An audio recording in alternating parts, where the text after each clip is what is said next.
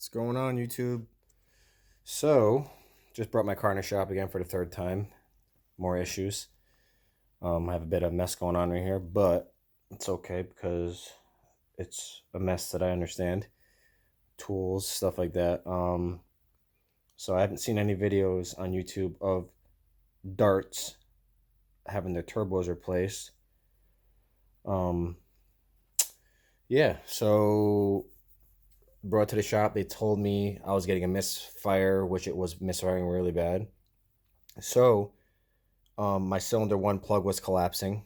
Um, they told me that the turbo bearings were shot and it was boost creeping or surging, and that the bearings were seizing up and then it would release. There's detonation, blah, blah, blah. I don't really understand all that as much as they do, but so they basically said my turbo was shot and had to be replaced. So I got a new turbo and waiting for that to come in tomorrow.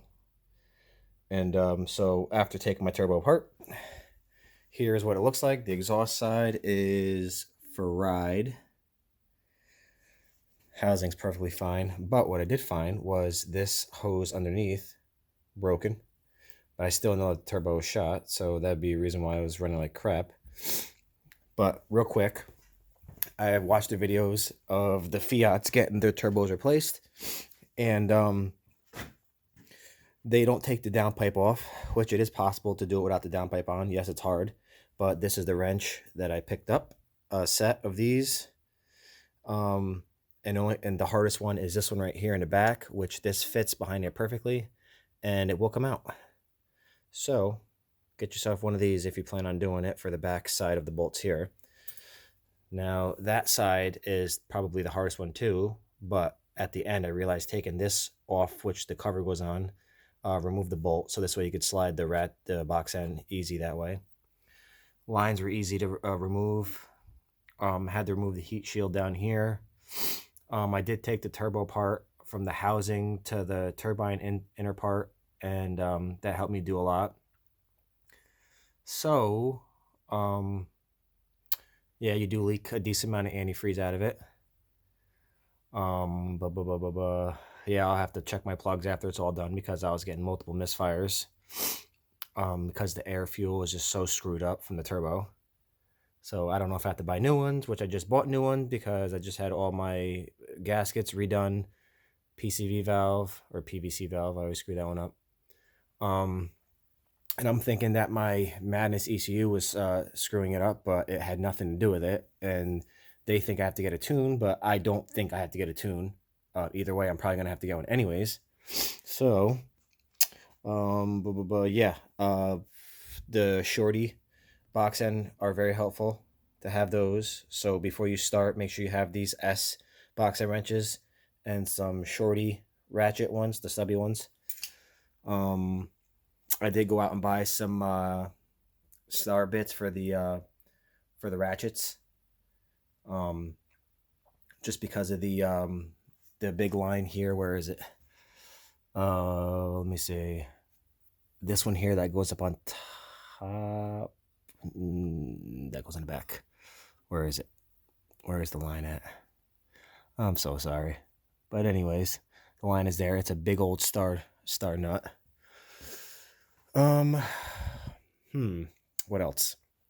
Yeah, so heat shield had to come off. I took all the bands off. You don't need anything. Shouldn't put this on that. And I'm gonna have a mess to clean up on top of my car.